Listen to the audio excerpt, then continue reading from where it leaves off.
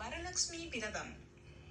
வரலட்சுமி விரதத்தை ஒவ்வொரு ஆண்டும் தவறாது அனுஷ்டித்து வந்தால் திருமணமாகாதவர்களுக்கு விரைவில் திருமணமும், திருமணமான பெண்களுக்கு மாங்கல்ய பலமும் கிடைக்கும் என்பது ஐதீகம். ஆவணி மாத பௌர்ணமிக்கு முன்பாக வரும் வெள்ளிக்கிழமையில் மேற்கொள்ளப்படும் விரதம் வரலட்சுமி விரதம் ஆகும். இந்த விரதத்தை திருமணமான சுமங்கலி பெண்களும் திருமணமாகாத கன்னி பெண்களும் மேற்கொள்வார்கள். திருப்பாற்கடலை தேவர்களும் அசுரர்களும் அமிர்தத்துக்காக கடைந்த போது பல பொருட்கள் கடலுக்குள் இருந்து வெளிப்பட்டன. அவற்றோடு சேர்ந்து ஒரு சாயங்கால நேரத்தில் மகாலட்சுமியும் தோன்றினாள்.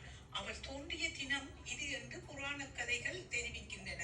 சாருமதி என்ற பெண்ணின் கனவில் தோன்றிய மகாலட்சுமி வரலட்சுமி விரதம் பற்றியும் அதனை கடைபிடிப்பது பற்றியும் அவ்வாறு கடைபிடிப்பதால் கிடைக்கும் பலன்கள் பற்றியும் எடுத்துரைத்தார். கனவு கலைந்து எழுந்த சாருமதி மகாலட்சுமியின் உத்தரவின்படியே ஒவ்வொரு ஆண்டும் வரலட்சுமி நோன்பை கடைபிடித்து வந்தாள். மேலும் வரலட்சுமி விரதத்தின் சிறப்பு பற்றி பலருக்கும் எடுத்துரைத்து அவர்களையும் வரலட்சுமி நோன்பு இருக்கும்படி செய்ததாகவும் கூறப்படுகிறது. இந்த வரலட்சுமி விரதமானது ஆந்திராவில் இருந்து காலப்போக்கில் தமிழ்நாட்டுக்கு வந்ததாகவும் சொல்லப்படுகிறது.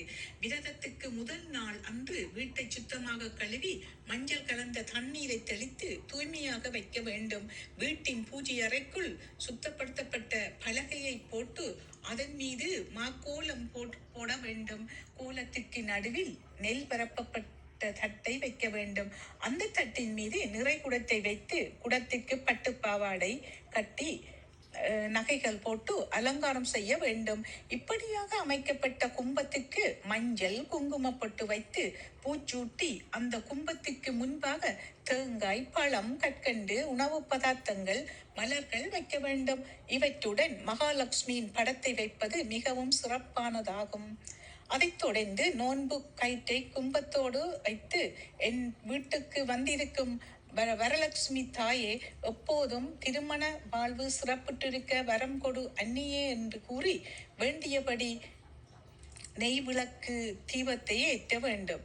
மேலும் வரலட்சுமி ஸ்தோத்திரங்களை கூறியபடி தூப தீப ஆராதனைகளை செய்து வரலட்சுமி தாயை வழிபாடு செய்ய வேண்டும்.